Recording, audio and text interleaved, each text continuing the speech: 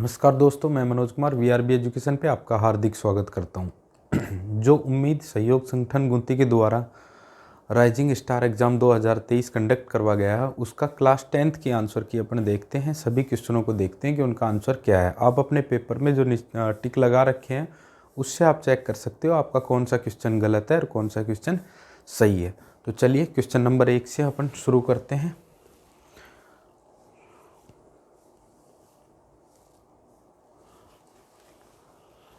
चलो, question number 1, तटरेखा से कितने समुद्री मील तक का क्षेत्र अपवर्जन आर्थिक क्षेत्र ईईजी में आता है? The area up to how many nautical miles from the coast line come in the exclusive economic zone. तो ये कितने नॉटिकल मील तक होता है? तो ये 200 नॉटिकल मील तक होता है।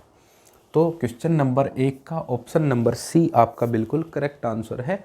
200 नॉटिकल मील तक होता है, समुद्री मील तक होता है ये ईईजी। ठीक है, अपवर्जक आर्थिक क्षेत्र। Question number 2, Rio de Janeiro शहर का संबंध किस देश से है? तो रियो डी जनेरो शहर का संबंध ब्राज़ील शहर से है। Rio de Janeiro city is related to which country? तो ये किससे है? ब्राज़ील से है। तो क्वेश्चन नंबर 2 का आपका करेक्ट आंसर हो जाएगा ए ऑप्शन। क्वेश्चन नंबर 3 पे चलते हैं। सरदार सरोवर बांध से निम्न में से कौन सा राज्य लाभान्वित नहीं होता है? तो कौन सा राज्य लाभान्वित नहीं होता है? उत्तर प्रदेश से इससे लाभ नहीं मिलता है। Which of the following state will not be benefit from the Sardar Sarovar dam? तो कौन? उत्तर प्रदेश। तो क्वेश्चन नंबर 3 का आपका ऑप्शन नंबर 3 बिल्कुल सही है। क्वेश्चन नंबर 4 पे चलते हैं। निम्न में से कौन सा नाम झूम कृषि का ही अन्य क्षेत्र का उपनाम नहीं है? तो झूम खेती के ही नाम है पामलू, दीपा, पामाडाबी। तो एक रोपण है जो इस झूम खेती का कृषि का उपनाम नहीं है। Which of the following name झूम is not the nickname of agriculture in the other field? तो इसमें क्या आ जाएगा? प्लांटिंग। तो क्वेश्चन नंबर 4 का आपका ऑप्शन नंबर डी बिल्कुल सही आंसर है। निम्न में से कौन सी फसल मोटे अनाज मिलेट्स की श्रेणी में नहीं आती है? तो मोटे अनाज की श्रेणी में गेहूं नहीं आता है। Which of the following crops does not come under the category of millets? तो इसमें क्या आ जाएगा? सी, वीट्स। तो क्वेश्चन नंबर 5 का ऑप्शन नंबर सी आपका बिल्कुल सही है, गेहूं इसका उत्तर है। क्वेश्चन नंबर 6, भूदान ग्रामदान आंदोलन किसके द्वारा शुरू किया गया? भूदान किसके द्वारा शुरू किया गया था? Vinoba Bhave. By whom was the Bhoodan Gramdan movement started? Vinoba Bhave. तो क्वेश्चन नंबर 6 का आपका ऑप्शन नंबर डी बिल्कुल सही है, विनोबा भावे। क्वेश्चन नंबर 7 पे आते हैं। निम्न में से भारत का सबसे पुराना तेल उत्पादक राज्य कौन सा है? वो आसाम है। आसाम के डिगबोई में। विच of the following is the oldest oil प्रोडक्टिंग state of India? तो कौन सा है? आसाम। आसाम में कौन सी जगह है? डिगबोई। ठीक है, तो क्वेश्चन नंबर 7 का ऑप्शन नंबर ए बिल्कुल करेक्ट है। क्वेश्चन नंबर 8 पे आते हैं। निम्न में से सर्वोत्तम प्रकार का लौह अयस्क कौन सा है? सर्वोत्तम प्रकार का लौह अयस्क है इसमें magnetite, option number B. Which of the following is the best type of iron? Magnetite. ठीक है, तो क्वेश्चन नंबर 8 का ऑप्शन नंबर बी आपका बिल्कुल सही है। क्वेश्चन नंबर 9 पे चलते हैं। निम्न में कौन सी भाषा 8वीं अनुसूची के तहत भारत की अनुसूचित भाषा में शामिल नहीं है? तो इंग्लिश वो लैंग्वेज है जो इसमें शामिल नहीं है। Which of the following language is not included in the schedule language of the India under the 8th schedule? तो कौन सी नहीं है? इंग्लिश नहीं है। तो क्वेश्चन नंबर 9 का आपका ऑप्शन नंबर बी बिल्कुल करेक्ट आंसर है। ठीक है, question number 10, poverty and un British rule in India के लेखक कौन है? Poverty and un British rule in India के लेखक है दादा भाई Naoroji. Question number 10, Dadabhai Naoroji. Who was the author of poverty and un British rule in India? तो कौन है? दादा भाई नारोजी। तो क्वेश्चन नंबर 10 का आपका ऑप्शन नंबर सी बिल्कुल करेक्ट है। ठीक है, चलिए क्वेश्चन नंबर 11 पे चलते हैं। ये रहे आपका क्वेश्चन नंबर 11। सॉरी,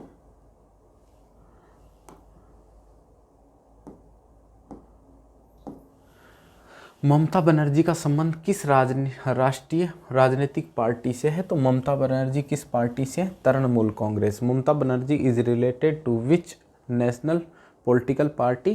तो तृणमूल कांग्रेस। तो क्वेश्चन नंबर 11 का D option Trinamool Congress is the right answer, बिल्कुल करेक्ट उत्तर है। ठीक है, क्वेश्चन नंबर 12 पे चलते हैं। चंपारण सत्याग्रह किस वर्ष शुरू हुआ था? चंपारण सत्याग्रह 1917 में शुरू हुआ था। In which year did the Champaran Satyagraha movement take place? 1917।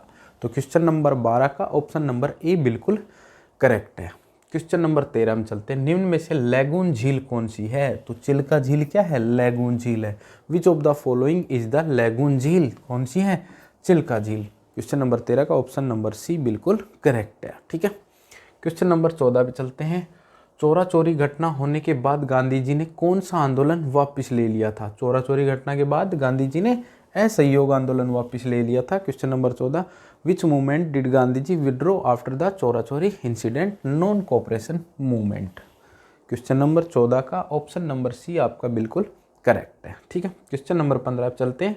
1929 में कांग्रेस का अधिवेशन कहाँ आयोजित हुआ था जिसमें तय किया गया कि 26 जनवरी 1930 को स्वतंत्रता दिवस के रूप में बनाएंगे? तो ये किस में तय हुआ था?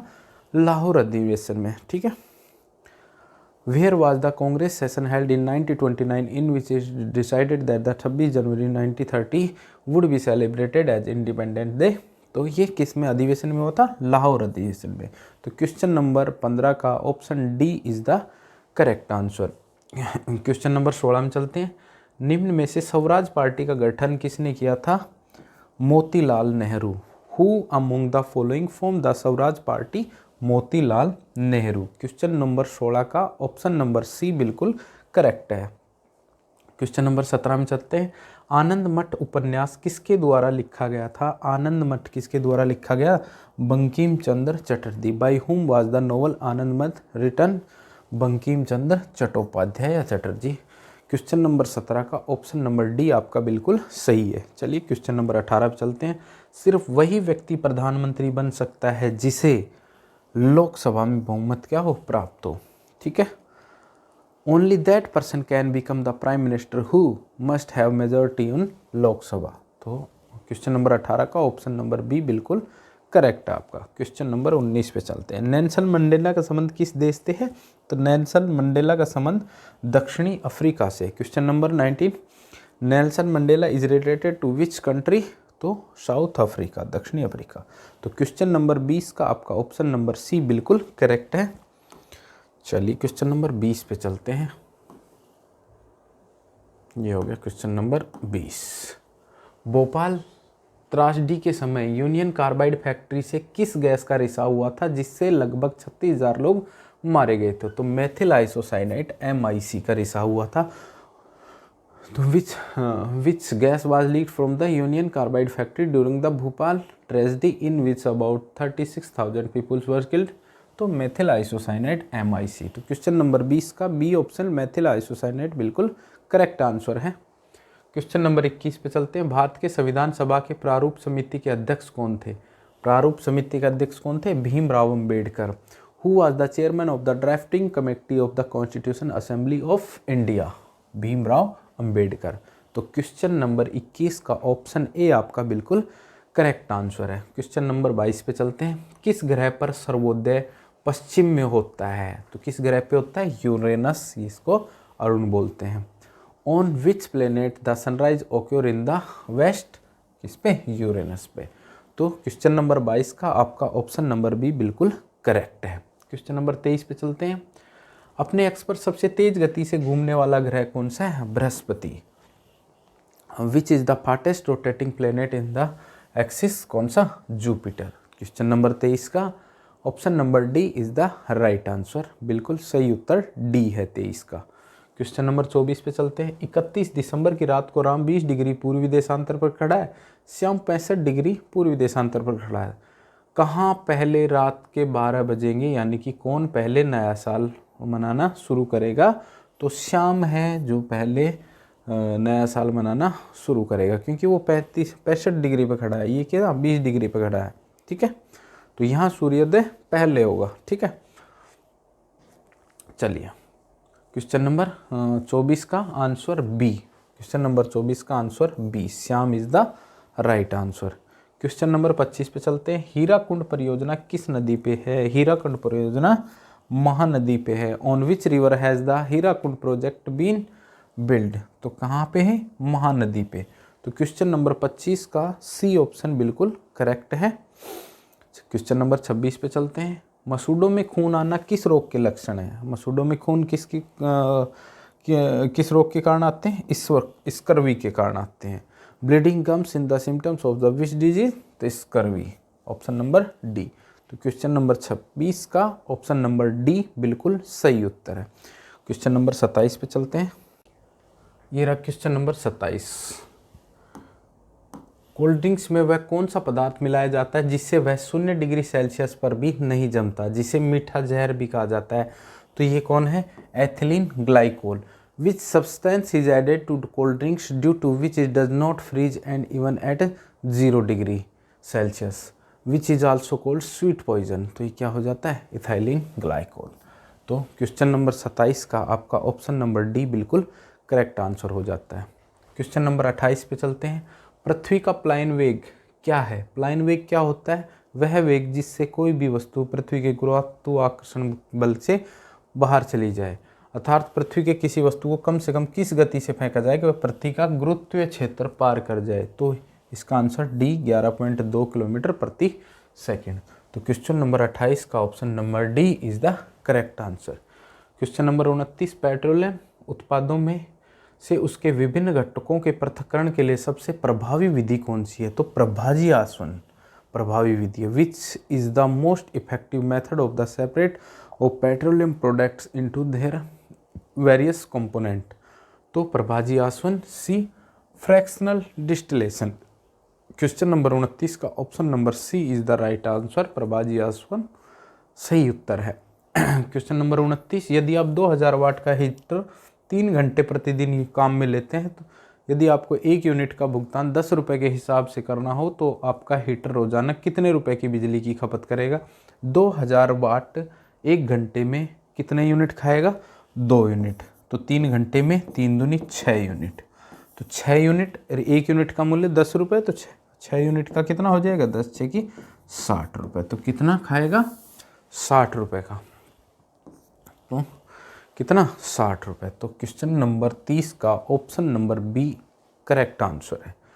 क्वेश्चन नंबर 31 पे चलते हैं। मस्तिष्क का कौन सा भाग हमें भूख, प्यास, नींद, थकान का ज्ञान करवाता है? तो ये कौन सा स्थान होता है जो हमें भूख, प्यास, नींद और थकान का ज्ञान करवाता है? Hypothalamus. Question number 31, hypothalamus. Which part of the brain make us aware of hunger, thrust, sleep and fatigue?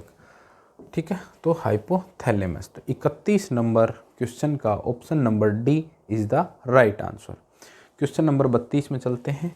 वह कौन सा हार्मोन आपकी आदतों जैसे लगभग एक ही समय पर सोना, एक ही समय पर उठना, यानी आपके शरीर की दैनिक लय के नियमन के लिए जिम्मेदार हार्मोन? तो कौन सा होता है वो जिम्मेदार हार्मोन 32 में? Melatonin. Melatonin, B option. Which hormone is responsible for the regulating your habits like sleeping at approximately at the same time, walking up at the same time, the daily rhythm of your body? तो ये कौन सा होता है? Melatonin. तो question number 32 का option number B आपका बिल्कुल करेक्ट आंसर हो जाएगा। Question number 33। माँ के दूध में पाए जाने वाला अकेला प्रतिरक्षी यानी नवजात शिशुओं की प्रतिरक्षा के लिए जिम्मेदार प्रतिरक्षी कौन सा है? IgA। ऑप्शन नंबर सी क्या हो जाएगा? IgA। तो क्वेश्चन नंबर 33 का ऑप्शन नंबर सी बिल्कुल करेक्ट आंसर है। क्वेश्चन नंबर 34 पे चलते हैं। क्वेश्चन नंबर 34 ये रहा।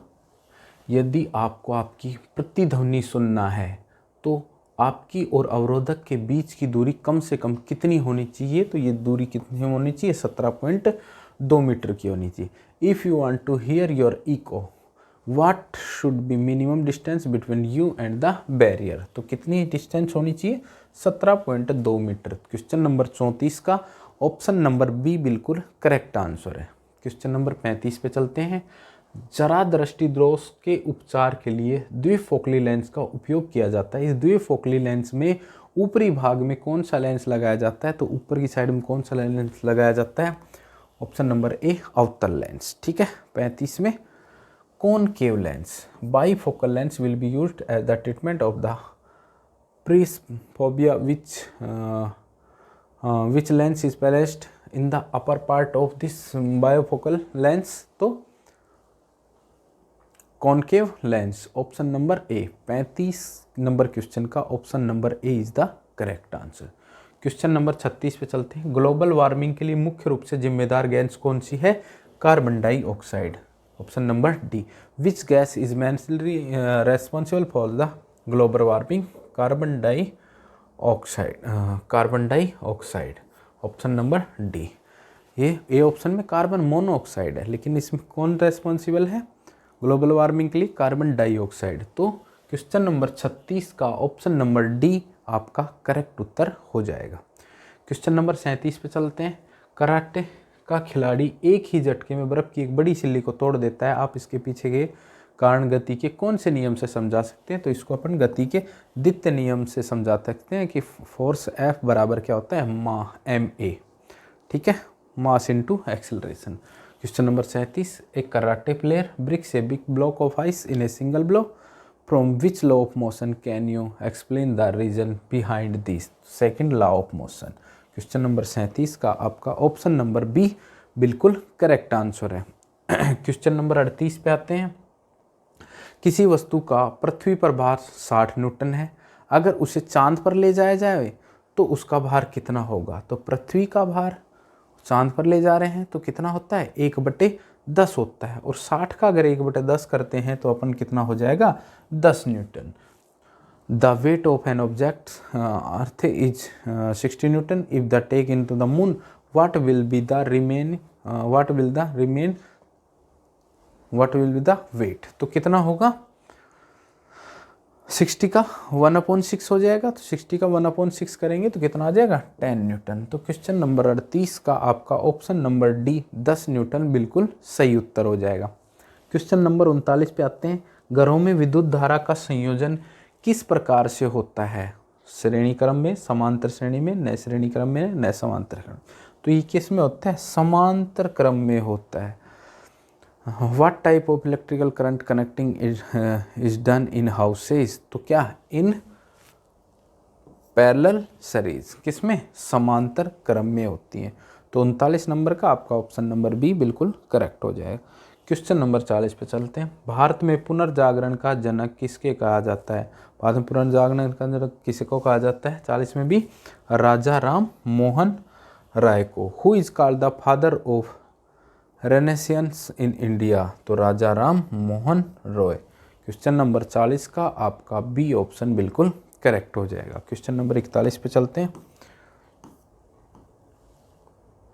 ये रहा क्वेश्चन नंबर 41। भारत के कुल कितने राज्य समुद्री तट से लगते हैं? तो कितने राज्य? 9 राज्य समुद्री तट से लगते हैं।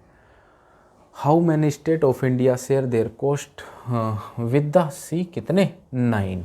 तो क्वेश्चन नंबर 41 का ऑप्शन नंबर सी आपका बिल्कुल करेक्ट हो जाएगा। ठीक है।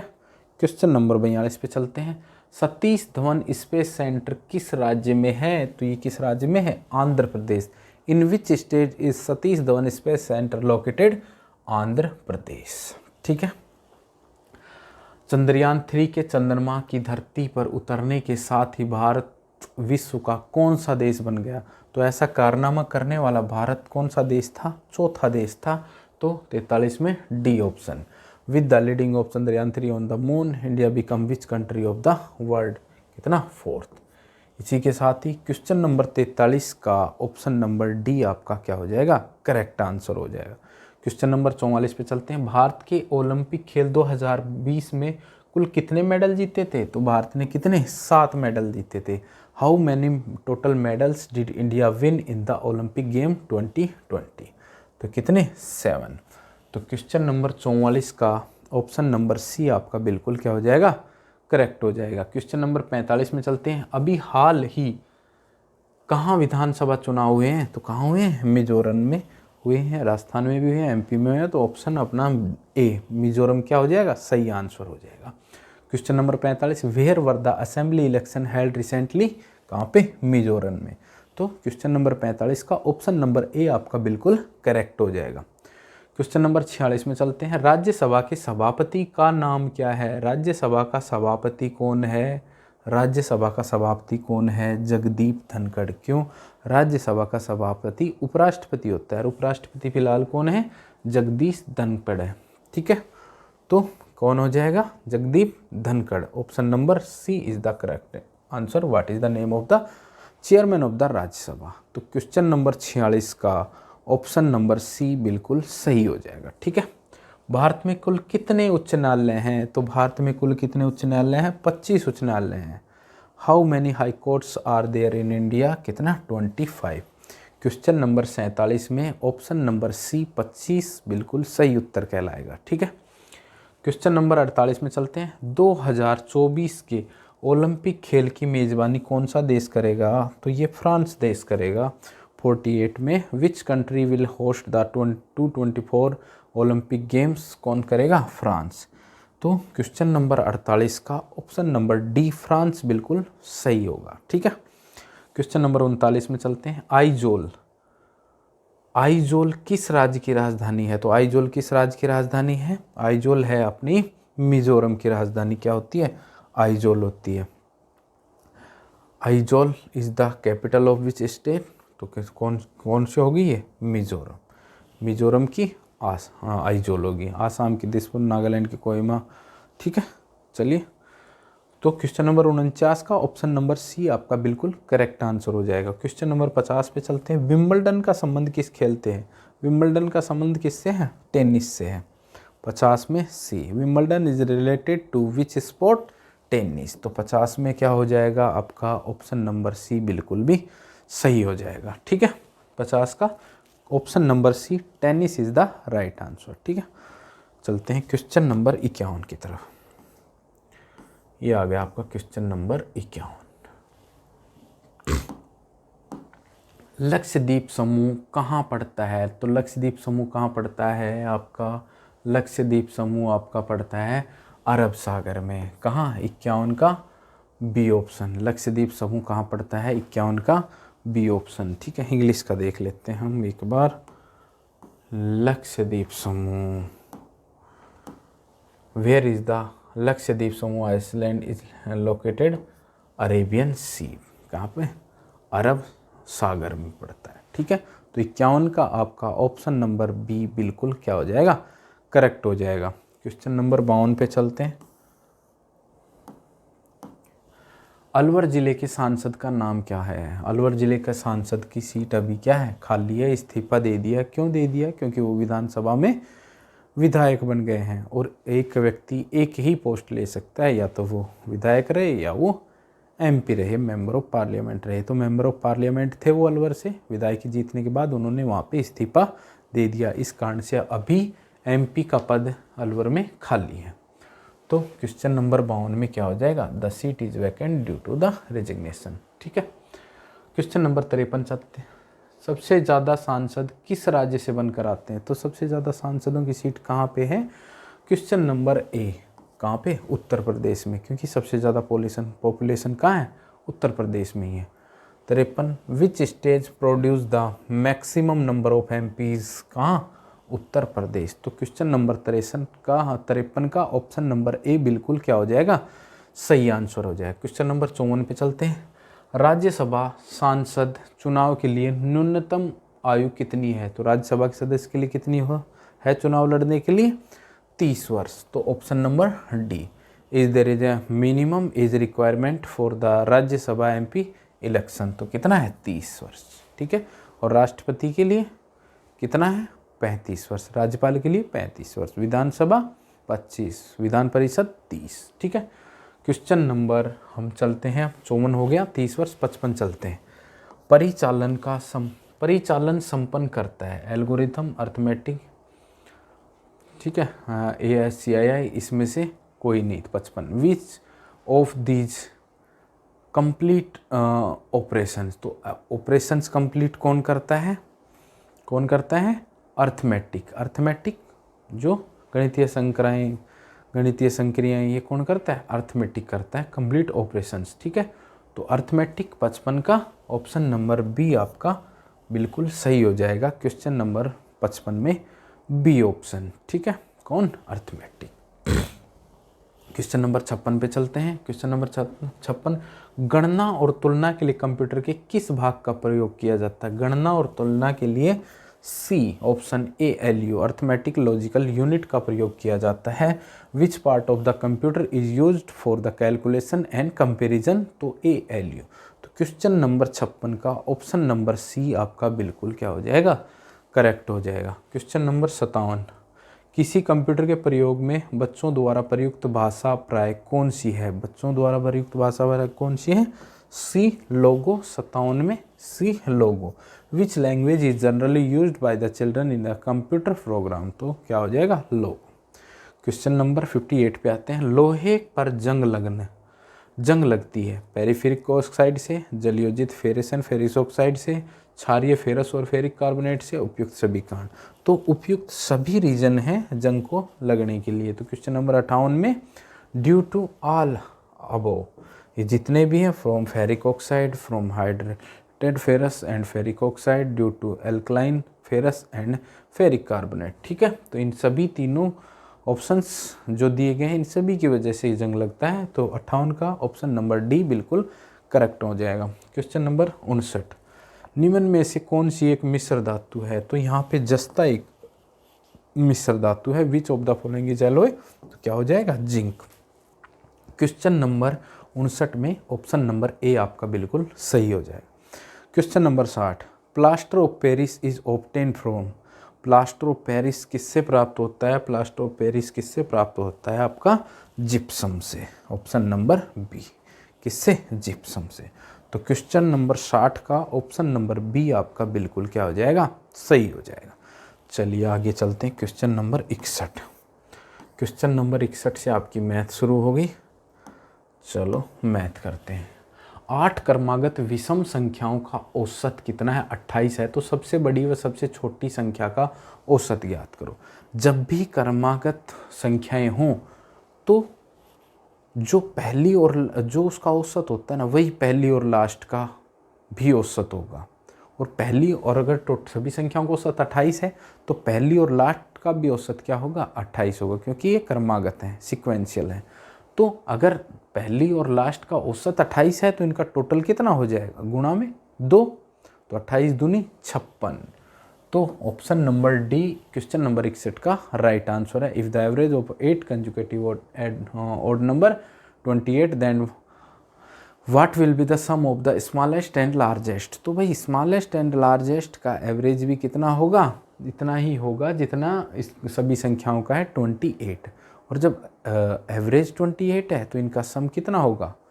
28 × 2, क्योंकि एवरेज का मतलब प्रत्येक दोनों में से दोनों अगर बराबर कर दें तो दोनों 28 आती हैं, तो दोनों का सम कितना हो जाएगा? 56 हो जाएगा। ठीक है, ये था आपका क्वेश्चन नंबर 61 का, जिसका ऑप्शन नंबर डी बिल्कुल करेक्ट आंसर है, 56।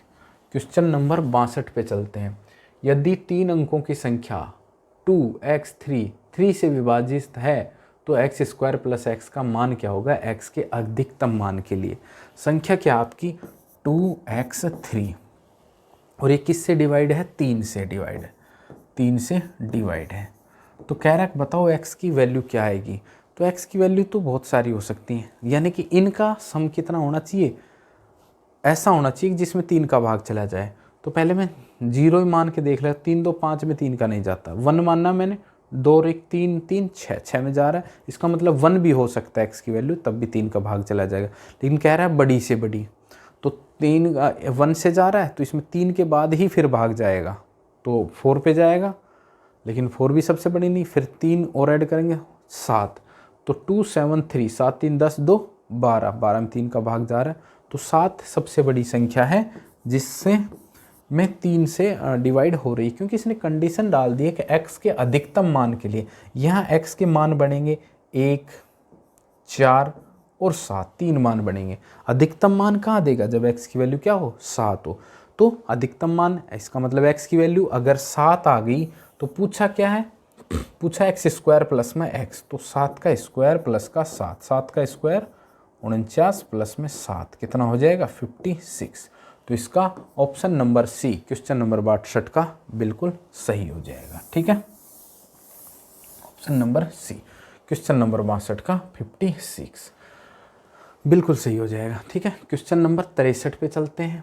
2 की पावर 3 गुणा में 3 की पावर 4 तथा 2 की पावर 5 गुणा में 3 की पावर 2 का क्या पूछना है, HCF। HCF होता है हाईएस्ट कॉमन फैक्टर, बड़ी से बड़ी संख्या जो कॉमन हो। तो 2 की पावर 3 और 2 की पावर 5 में से कॉमन मल्टीपल क्या है, 2 की पावर 3। इस 2 की पावर 5 को मैं लिख सकता हूँ 2 की पावर 3 गुणा 2 की पावर 2। तो 2 की जो पावर है इसमें HCF क्या हो जाएगा, इसमें से 2 की पावर 3। अब 3 की पावर 4, यहाँ 3 की पावर 2, तो 3 की पावर 2 यहाँ से HCF हो जाएगा।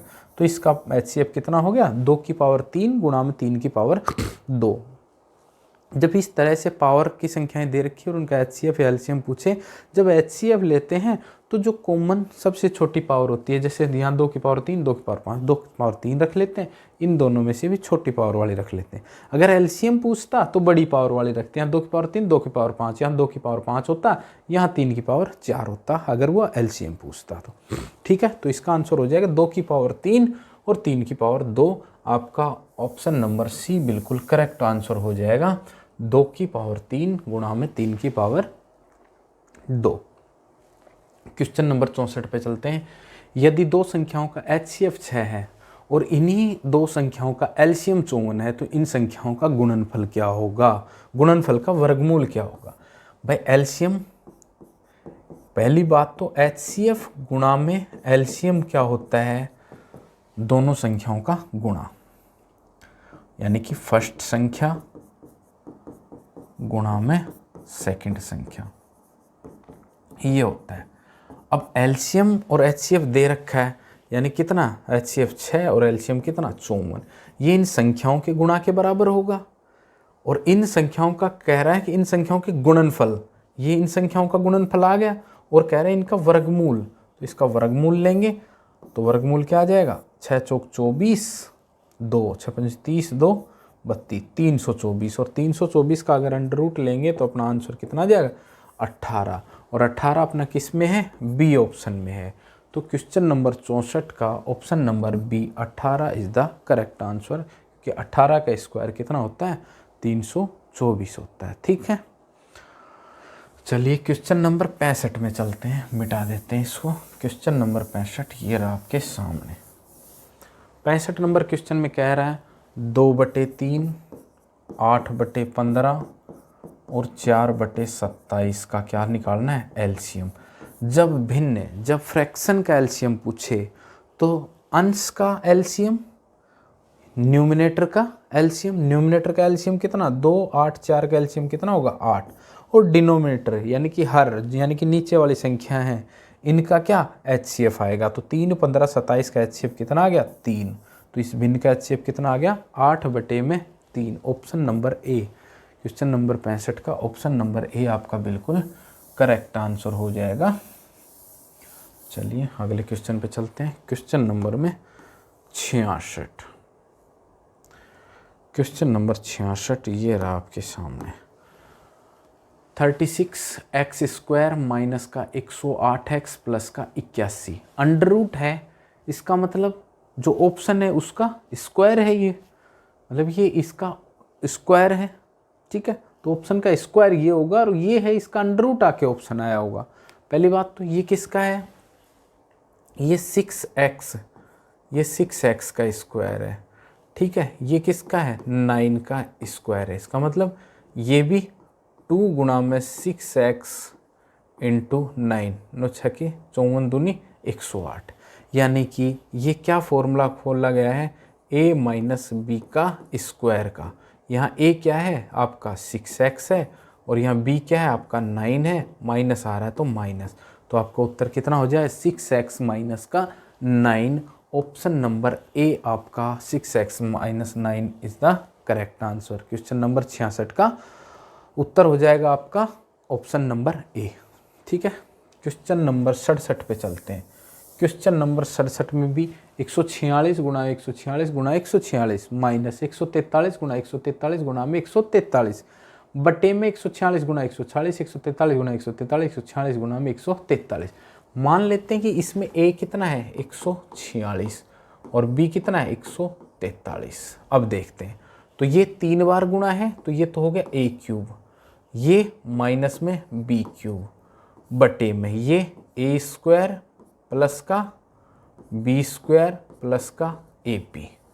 अब देखते हैं ये a square a cube minus b cube क्या होता है a माइनस का b under root a square plus का b स्क्वायर प्लस का ab, और बटे में क्या आ रहा है a स्क्वायर प्लस का b स्क्वायर प्लस का ab। तो इससे ये कट गया, बचा क्या a माइनस b। a कितना है आपका 146 माइनस का 143, तो 146 माइनस 143 कितना हो जाएगा 3। तो आपका आंसर क्या हो जाएगा 3, और 3 किस ऑप्शन में है आपका 3 देख लेते हैं। तो आपका 3 किस ऑप्शन में है, 3 है आपका ऑप्शन नंबर बी में। ठीक है, तो क्वेश्चन नंबर 67 का ऑप्शन नंबर बी आपका बिल्कुल करेक्ट आंसर हो गया। क्वेश्चन नंबर 68 में आते हैं।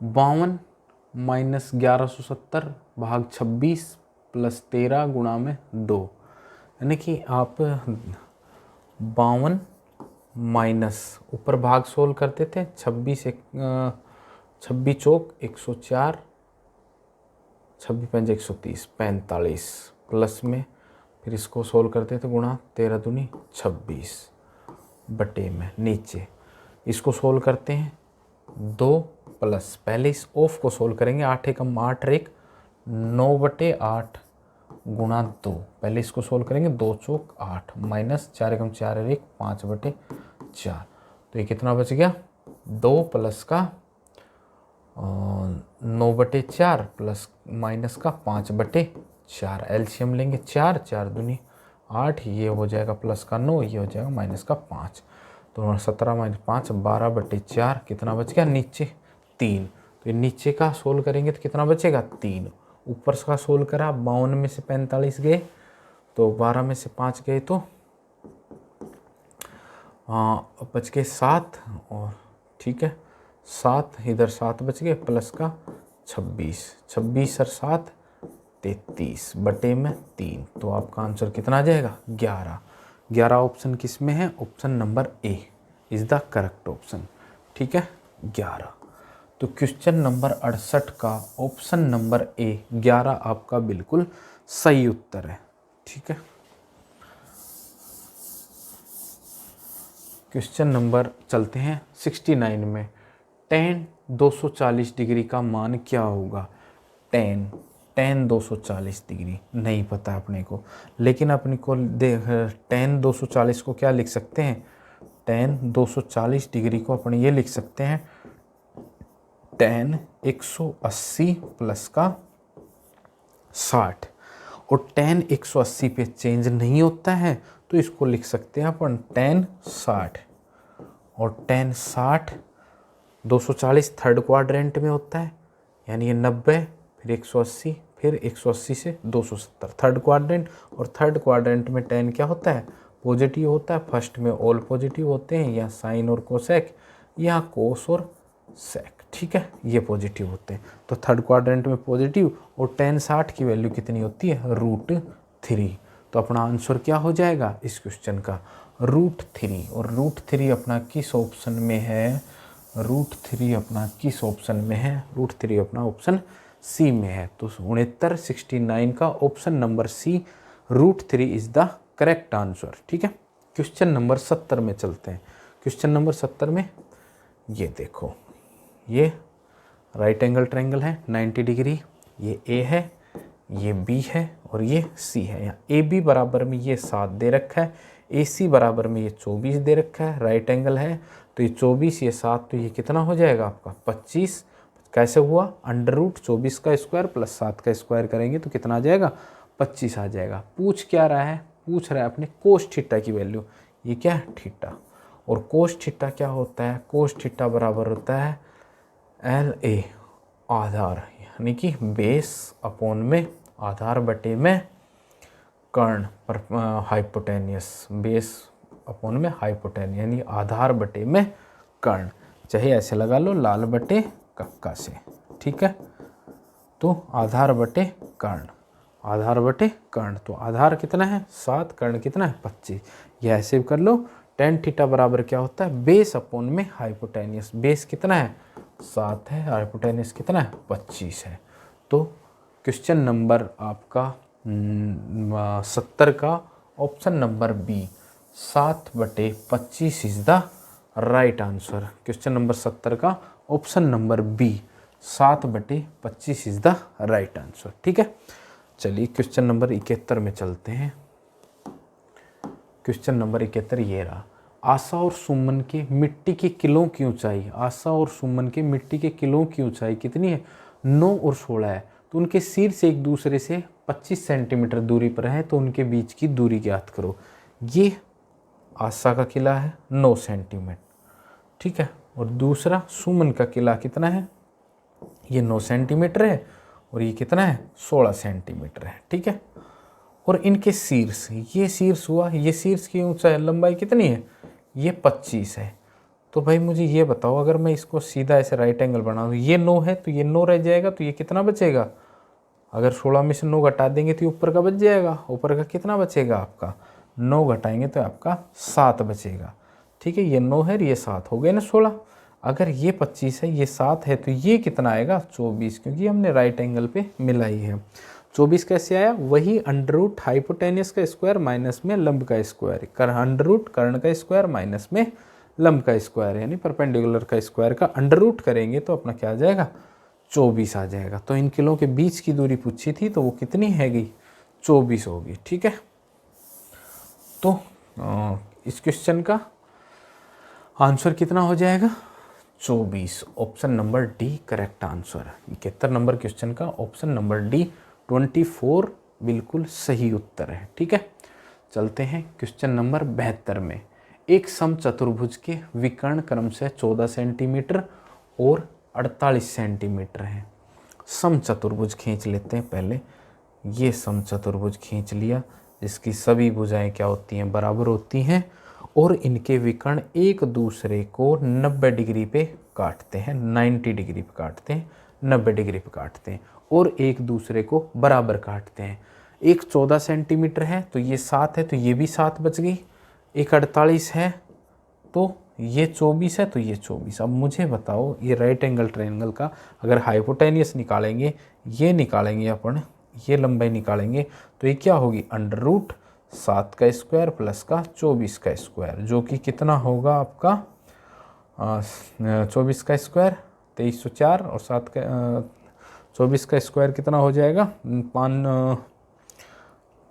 24 का स्क्वायर देख लेते हैं, 24 चौक 96, 24 दूनी 48, 6 18 16 17 576, और 7 का स्क्वायर कितना हो जाएगा 7 7 49, 9 6 15, 1 7 5 12, 1 625, और ये 625 किसका स्क्वायर हो गया आपका स्क्वायर हो गया 25 का, ठीक है। तो ये साइड कितनी आ जाएगी 25। अगर ये साइड 25 आ गई, सारी भुजा बराबर होती हैं, तो ये भी 25, ये भी 25, ये भी 25, तो इसका पैरामीटर कितना आ जाएगा 25 गुणा 4, 25 चौक कितना 100 आ जाएगा। तो 100 इज द राइट आंसर, ठीक है। चलिए क्वेश्चन नंबर चलते हैं, कौन सा हो गया क्वेश्चन नंबर 72 हो गया। क्वेश्चन नंबर 72 का अपना आंसर कितना आया है 100, ठीक है, 100 सेंटीमीटर। एक वर्ग की प्रत्येक भुजा 12 सेंटीमीटर लंबी है। इस वर्ग का परिमाप एक आयत के परिमाप के बराबर है। एक क्या है वर्ग है और एक क्या है आयत है। तो इसकी एक भुजा 12 सेंटीमीटर है, तो इसका परिमाप कितना हो जाएगा 12 चौक 48 सेंटीमीटर। ये इसका परिमाप हो गया या पैरामीटर हो गया। इसका परिमाप कितना हो जाएगा 48। कह रहा है इसका भी परिमाप कितना है 48 है। और अगर ये कितनी है, कह रहा है लंबाई 16 है, ये 16 है तो ये भी 16। रेक्टेंगल में आयत में आमने सामने की साइड्स क्या होती हैं बराबर होती हैं, ठीक है। अब ये लंबाई नहीं पता, तो लंबाई इसको x मान लेते हैं, इसको x। तो परिमाप क्या होता है, सभी भुजाओं का योग 16 दूनी 32 प्लस में 2x बराबर में कितना है, इसके बराबर ही है 48 के बराबर। तो 2x बराबर कितना हो गया, 48 माइनस का 32, 2x बराबर कितना हो गया 16। तो x बराबर कितना हो गया 16 बटे में 2, कितना 8। इसका मतलब इसकी चौड़ाई कितनी होगी 8। ठीक है, अब पूछ क्या रहा है, तो इस आयत का क्षेत्रफल, आयत का क्षेत्रफल क्या होता है L इंटू बी, लंबाई गुणाम चौड़ाई। तो 16 गुणाम 8 कितना हो जाएगा 16 अंठी 128 सेंटीमीटर स्क्वायर। तो इसका ऑप्शन नंबर ए, क्वेश्चन नंबर 73 का ऑप्शन नंबर ए आपका बिल्कुल करेक्ट आंसर हो जाएगा। तो ऑप्शन नंबर ए क्या है 128 सेंटीमीटर। ठीक है, each side of a square is 12 centimeter long. The perimeter of this square is equal to the perimeter of the rectangle whose length is 16 centimeter. What will the area of this rectangle? ठीक है, पहले इसका parameter निकालेंगे square का, जो 48 आया, जो किसके बराबर है रेक्टेंगल के पैरामीटर, जो वो भी कितना होगा 48 होगा, जिसमें लेंथ दे रखी है ये 16, वो 16, 32 हटा देंगे, कितना बचा 16 बचा, जिसमें दोनों साइड हैं उसकी, तो आधा आधा कितना हो जाएगा 8 8। तो एक लेंथ 16 और बर्थ कितनी 8, 16 अंठी 128। तो क्वेश्चन नंबर 73 का ऑप्शन नंबर ए आपका बिल्कुल सही है। क्वेश्चन नंबर 74 पे चलते हैं। क्वेश्चन नंबर 74 कह रहा है ए और बी की उम्र का अनुपात 4 वर्ष पहले 4:5 था, अब से 8 वर्ष बाद 11:13 होगा। 4 वर्ष पहले 4:5 यानी इसका 4x है, इसका 4x है, तो कितना है बी का कितना होगा 5x। ठीक है, और इसमें कितना जोड़े, अब से 4 साल पहले का है ये, तो अब आने के लिए 4 और अब के 8 साल बाद यानी कि 12 अगर जोड़ देते हैं तो ये अनुपात कितना हो जाता है 11/13। क्रॉस मल्टीप्लाई करके x की वैल्यू निकाल ले, 13 चौक 52, 13 गुणा में 12 130, 13 दूनी 26, 130 और 126 कितना होगा 156 प्लस में 11 पे ना प्लस नहीं बराबर में 11 करेंगे, 11 पे ना 55x और 11 121 और 11 132, तो 55, ये कितना था ये 52x था, ये 55x, तो 55x को इसको x उधर ले जाते हैं, तो 55x माइनस का 52x और 132 को इधर लाते हैं 126 माइनस का 132, तो ये कितना बच गया 3x और 132 में 156 कितना 840 और कितना हो गया 24, 4 2 6। ठीक है 24, तो x की वैल्यू कितनी आ गई 24/3 कितनी आ गई 8, x की वैल्यू कितनी आ गई 8, तो ये x की वैल्यू 8 आ गई। ठीक है, तो उनकी 4 साल पहले एज कितनी थी 4x और 5x, यानी कि उनका योग कितना था 9x, तो 9x की वैल्यू कितनी हो जाएगी 9 गुणा 8 9 अंठी 72। 4 साल पहले उनकी एज का योग कितना था 72, तो अब कितना होगा दोनों की 4 4 बढ़ेगी यानी कि 8 बढ़ेगी, तो अब उनकी आयु का योग कितना हो गया 80 वर्ष। तो अपना करेक्ट आंसर कितना हो जाएगा इस क्वेश्चन का 80 वर्ष। तो क्वेश्चन नंबर कौन सा था 75 का आंसर कितना हो जाएगा ऑप्शन नंबर ए 80 वर्ष। ठीक है, 75 नंबर का ऑप्शन नंबर ए 80 वर्ष इसका करेक्ट आंसर हो जाएगा। अगला क्वेश्चन देखो रीजनिंग का GREATLY। अब क्या कर रखा है पहले 3 और अंतिम 3 को पलट रखा है, GRE को लिख रखा है ERG मिक्सचर, हाँ ठीक है GRE को ERG, फिर ATLY को YLT, मिक्सचर को लिख रखा है MIX को XIM, T को S से कैसे, फिर URE को ERU लिख रखा है। तो अब RUO ये पे पलटेगा किसमें OUR, बीच का ऐसे कैसे रहेगा यूं रख दिया, फिर BLE पलटेगा ELB में, तो option number D question number 76 का क्या हो जाएगा करेक्ट हो जाएगा। इसको 3 भागों में तोड़ रखा है, GREATLY है तो शुरू के 3 और अंतिम 3 और बीच का ऐसे कैसा। ठीक है चलो अगले देखते हैं क्वेश्चन नंबर आपका ये हो गया क्वेश्चन नंबर 76 का, ऑप्शन नंबर डी आपका करेक्ट हो जाएगा। क्वेश्चन नंबर 77 पे चलते हैं। क्वेश्चन नंबर 77 पे चलते हैं।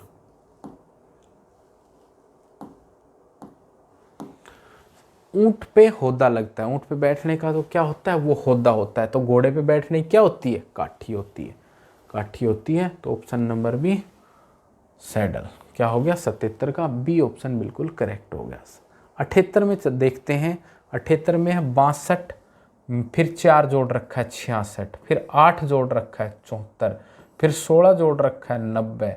अब क्या जोड़ेंगे, 32 जोड़ेंगे, और 32 जोड़ेंगे 90 में तो कितना हो जाएगा, 132। तो क्वेश्चन नंबर 78 का ऑप्शन कितना, ए 132 बिल्कुल सही आंसर है। पहले 4 जोड़ा, फिर 4 का डबल 8, फिर 8 का डबल 16, फिर 16 का डबल 32 जोड़ेंगे 90 में तो 122 आपका बिल्कुल सही आंसर हो जाएगा। ठीक है, क्वेश्चन नंबर 79 पे चलते हैं। क्वेश्चन नंबर 79 कह रहा है 9 संख्याओं का औसत 40 है। 9 संख्याओं का औसत 40 है तो इनका टोटल कितना हो जाएगा, 9 चौक 36, 360। ठीक है, जिसमें पहली 5 संख्याओं का औसत कितना है, पहली 5 संख्याओं का औसत 68 है, तो इनका टोटल हो गया 8 पंच 40, 4 5 15 4 190। और लास्ट की 5 संख्याओं का औसत कितना है, 50 55 25 कितना है, 250 है।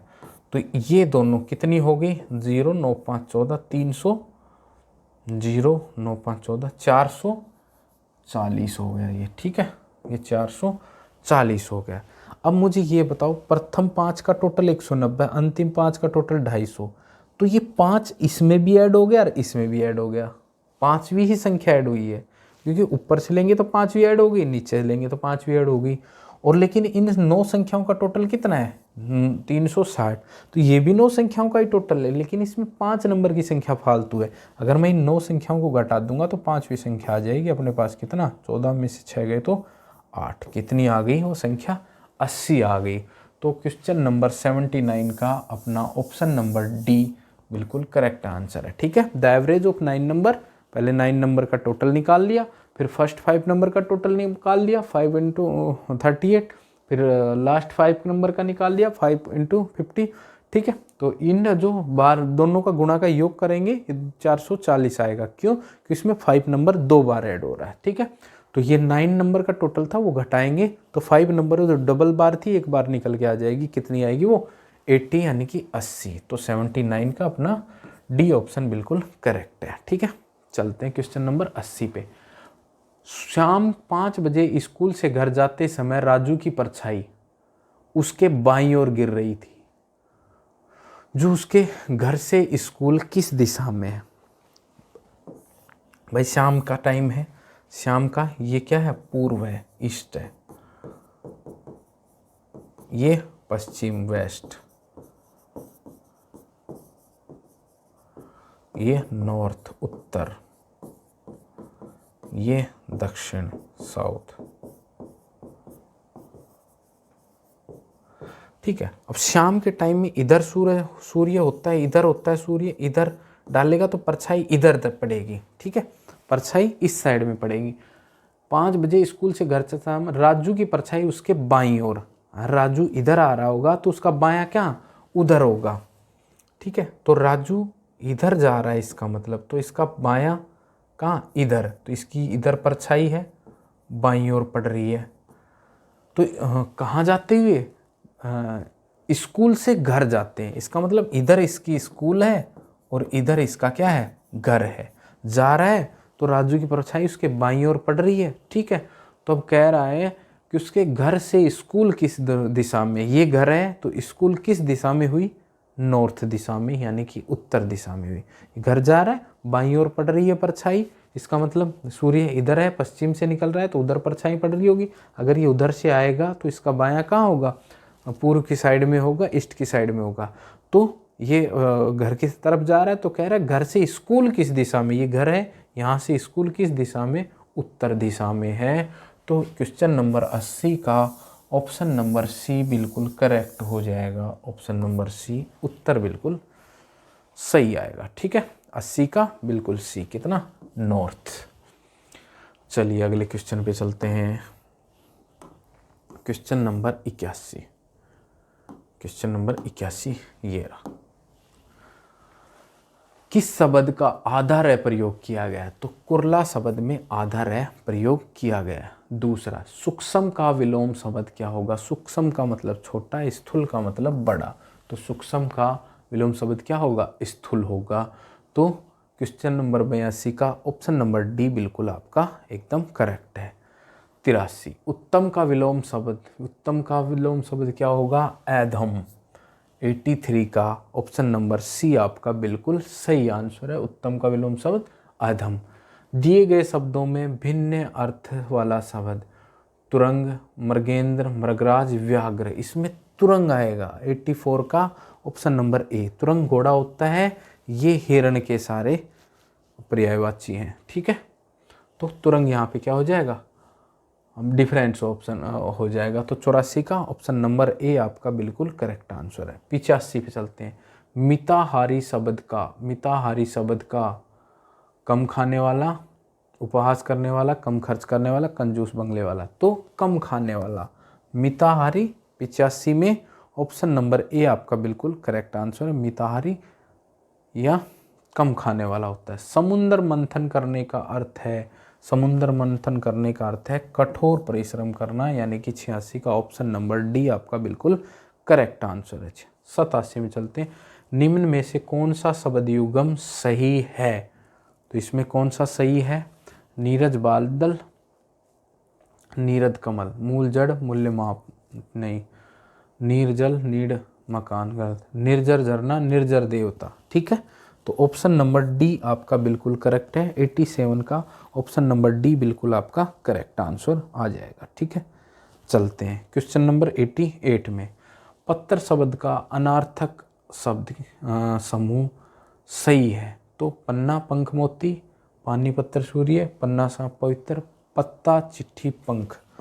क्वेश्चन नंबर 88 का ऑप्शन नंबर डी आपका बिल्कुल सही आंसर है। क्वेश्चन नंबर 89 में चलते हैं। This is the last time I am warning you. तो 89 में आपका क्या हो जाएगा? 89 में हो जाएगा this is the last time. अभी बोल रहा था मैं, this is the last time I am warning you, तो इसमें द आ जाएगा 89 में। कार्स लिव अलोंग इन ए वन बेडरूम, तो ए अकेला रह रहा, तो एक बेडरूम में, तो ये यहाँ पे 90 का ऑप्शन नंबर ए आपका बिल्कुल करेक्ट आंसर हो जाएगा। 91 देखो, 91 he does not start work until in the until late in the afternoon, तो यहाँ पे आफ्टरनून के साथ क्या आएगा? In the afternoon. तो क्वेश्चन नंबर 91 का आपका ऑप्शन नंबर बी बिल्कुल करेक्ट है। 9 का ऑप्शन नंबर बी, इन। ठीक है, 92 का देखेंगे। We made lots of friend while we were in Mexico, during we were in Mexico, तो 92 में आपका क्या हो जाएगा? वाइल, जब तक हम कहाँ थे? मैक्सिमो में थे, तो हमारे लॉट्स ऑफ फ्रेंड्स थे। ठीक है, तो क्वेश्चन नंबर 92 का ऑप्शन नंबर बी बिल्कुल सही हो जाएगा। चेंज एक्टिव वॉइस को पैसिव में बदलना है, सब्जेक्ट का ऑब्जेक्ट, ऑब्जेक्ट का शब्द सब्जेक्ट, और आपकी इसमें हेल्पिंग वर्ब सेम ही रहेगी। प्रेजेंट की है तो प्रेजेंट की रहेगी, पास्ट की है तो पास्ट की रहेगी। ठीक है, तो the technical damage the TV, तो द टीवी, इसमें टेंस कौन सा है? पास्ट है, पास्ट है तो बाजवर यूज होगा। बाजवर बी और डी में ही है। फिर इसमें बी में बीइंग है, तो बीइंग कब लग जाता? जब कंटिन्यूस टेंस हो, तो ये भी नहीं होगा। तो ऑप्शन नंबर अपना कहाँ? डी सही है। The TV was damaged by the technician, option number D 93 में बिल्कुल करेक्ट होगा। ठीक है, तो क्वेश्चन नंबर 94 में चलते हैं हम वापिस से। ये रहा क्वेश्चन नंबर 94। तो क्वेश्चन नंबर 94 में the effect of the new medicine was a lots of appetite. ठीक है, अफेक्ट प्रभावित करना होता है, इफेक्ट प्रभाव होता है, तो 94 में आपका बी ऑप्शन बिल्कुल सही होगा। मेडिसिन का प्रभाव होता है, प्रभावित नहीं। ठीक है, किसी से प्रभावित देख के हम किसी को प्रभावित हो रहे हैं और ये कितना अच्छा आदमी है, हमें भी ऐसे ये करना है वो करना है, तो वो होता है प्रभावित। और एक किसी चीज़ का प्रभाव पड़ना, ठीक है। जैसे मैंने ठंडा पी लिया तो मेरे को ठंडे का एहसास हो रहा है, प्रभाव पड़ रहा है कि मेरा शरीर ठंडा, ठीक है। तो उसी तरह यहाँ पे न्यू मेडिसिन वो इफ़ेक्ट लाएगी बॉडी में, आपको चेंजमेंट करेगी, आपको बुखार है तो उतर जाएगा, तो ये इफ़ेक्ट डालती है मेडिसिन। तो 94 में 94 में option B is the correct answer, ठीक है। I wondered when it's going to rain, तो यहाँ पे क्या आएगा, it's. I wondered when it's going to rain, तो 95 का ये ऑप्शन बिल्कुल सही है, क्योंकि ये नॉन लिविंग थिंग है रेन, और इसी के साथ एपोस्ट्रोफ एस यूज होता है इसी वजह से, ठीक है। क्वेश्चन नंबर 96, तो 95 में ऑप्शन बिल्कुल सही हो जाएगा 96। Not everybody share my principle, विद्यालय वाले प्रिंसिपल हैं, ये प्रिंसिपल क्या सिद्धांत है, तो nobody not everybody share my principle, सभी लोग मेरे सिद्धांत फॉलो नहीं करते हैं, तो वो वाला सिद्धांत है, तो उसको क्या बोलते हैं अपन, प्रिंसिपल्स। ई एस आता है इसमें, ए एल एस आता है। Question number 97, the dog was very quit, quit तो किस चीज़ को छोड़ देना, तो क्वाइट, QUIET, क्वाइट का मतलब शांत, until A स्क्वेल rain into the yard, तो 97 का ऑप्शन नंबर बी बिल्कुल करेक्ट होगा, क्योंकि यहाँ कुत्ता शांत बैठा उस सेंस में यूज़ हुआ है, तो शांति के लिए क्वाइट यूज़ होता है, QUIET, ठीक है। 98 पे चलते हैं, 97 का ऑप्शन नंबर बी बिल्कुल करेक्ट हो जाएगा। 98, what ever happens do not lay down your weapon, weapon आदि को लिटाते हैं, ज़मीन पे रखते हैं, तो उसको ले यूज में है, लाई का मतलब तो झूठ बोलना होता है, नहीं होगा, तो ऑप्शन नंबर बी ही सही होगा, ले का मतलब लिटाना, ठीक है। द कैप्टन लीड मोर्चा संभालता है, उसको बोलते हैं लीड, LED, ठीक है। तो 99 का ए ऑप्शन बिल्कुल सही हो जाएगा। 99, रेन इज इमिनेंट का मतलब होता है प्रसिद्ध, तो रेन प्रसिद्ध थोड़ी है, इमिनेंट IMMINENT का मतलब होता है अभी तुरंत, इसका मतलब रेन इज होने वाली है अभी तुरंत, ठीक है। तो इसके लिए option B is the correct answer. ये क्वेश्चन ये हमने पेपर करा था कक्षा 10 का 10th का, जो उम्मीद सहयोग संगठन की ओर से पेपर ऑर्गेनाइज किया गया था, राइजिंग स्टार एग्ज़ाम 2023, उसका हमने किया। आप सभी ने अपने अपने आंसर मिला लिए होंगे, आप जोड़ लो आपके कितने नंबर आ रहे हैं। जो भी टॉप 3 होंगे उनको एक्साइटिंग प्राइज़ दिए जाएंगे, और सभी बच्चों को भी पुरस्कृत किया जाएगा, ठीक है। तो आप 29 तारीख को जो उम्मीद सहयोग संगठन की लाइब्रेरी है, उम्मीद लाइब्रेरी, वहाँ पे ये प्रोग्राम ऑर्गेनाइज होगा, तो आप सभी वहाँ पे ज़रूर पधारें। धन्यवाद।